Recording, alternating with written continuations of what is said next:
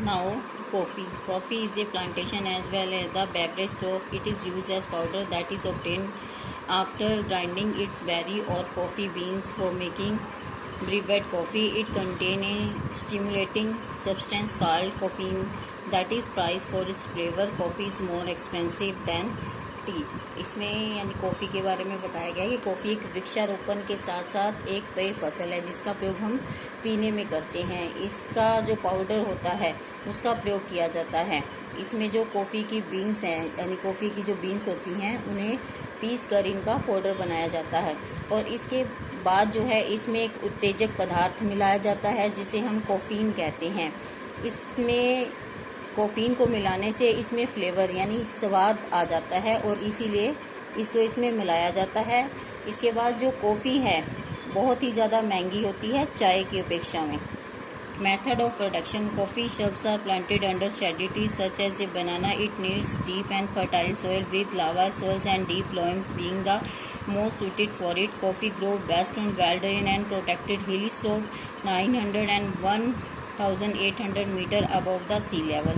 Export: coffee was introduced into the coffee growing zone in India by a Muslim fakir named Baba Budan. A plantation was started in 1830 in Chikmagalur district of the Karnataka. India produced about 2 lakh ton of coffee on an area 2 lakh hectare. About 60% of total production is exported from the Kozhikode, Chennai and Mangalore port. India earned a foreign exchange of about 316 crore by this export. Because Indian coffee is known for its high quality, the average yield is 982 kilogram per hectare.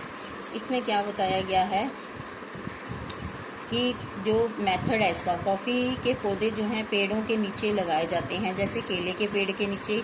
इसके लिए लाल मृदा की आवश्यकता होती है जो इसकी फसल के लिए बहुत ही अच्छी है। इसमें ह्यूमस और लोहे की मात्रा भी होनी चाहिए, अच्छे जल निकास होना चाहिए। ये पहाड़ी क्षेत्रों में इसीलिए उगाई जाती है ताकि इनका जल जो है रुके ना। उसके बाद जो है कॉफ़ी के बारे में हमें एक मुसलमान फ़कीर जिसका नाम बाबा बुदान था उसके बारे में पता चला था और उसने जो है इससे हमें अवगत करवाया था। इसका वृक्षारोपण जो है 1830 में कर्नाटक जिले में शुरू हुआ जो कि 2 लाख हेक्टेयर टन के क्षेत्र में इसका उत्पादन होता था।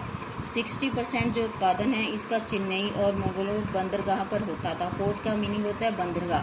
भारत ने इसमें जो है काफ़ी विदेशी मुद्रा कमाई क्योंकि भारत से इसका जो काफ़ी मात्रा में निर्यात होता था। और भारत की जो कॉफ़ी है अपनी अच्छी गुणवत्ता के लिए जानी जाती है और जो इसका औसत उपज है 982 किलोग्राम पर हेक्टेयर टन है। Now horticulture crop. Horticulture crops क्या होती हैं? बागवानी फसलें। The cultivation of trees and bushes in a garden, orchard, nursery is called the horticulture. Hort is a Latin word meaning garden to which the term culture has been suffixed. Generally, the cultivation of flower, food, fruits, ornamental plants. Ornamental plants होते हैं सजावटी पौधे। Many vegetables are termed as horticulture crops. Horticulture crops on plantation have received a tremendous boost with export. इसमें क्या बताया गया है कि जो पौधों की कृषि, झाड़ियों, बाग बगीचों की नर्सरी को हम क्या बोलते हैं? बागवानी फसलें। और जो है लैटिन शब्द है जिसका मतलब है कि एक बाग। इसमें जो है सामान्य फूलों की खेती, फूल, सजावटी पौधे जो हैं, सब्जियों की खेती, ये सब कुछ बागवानी फसलों के अंतर्गत आता है। और इसी तरह से ये बागवानी फसलें जो हैं हमारे उत्पादन को भी बढ़ावा देती हैं। नाउ स्पाइसेस इंक्लूड पीपर, सिनामोन होता है दालचीनी, ginger, cardamom, onion, garlic, cloves, chilli and turmeric. India is the second largest producer of pepper and cardamom after Indonesia. Kerala, Karnataka, Tamil Nadu are leading state of spice production. Spice होते हैं मसाले।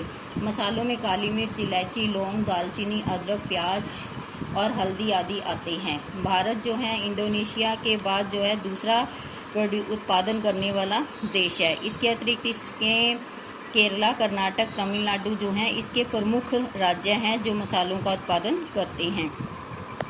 Now fruit cultivation is known as horticulture. India is gradually reaching ahead to take over the position of Brazil in fruits and vegetable production. India's three most important fruits crops are mango, banana, grapes. Mango cover about 30% area fruits and account for 23% of the total fruit production.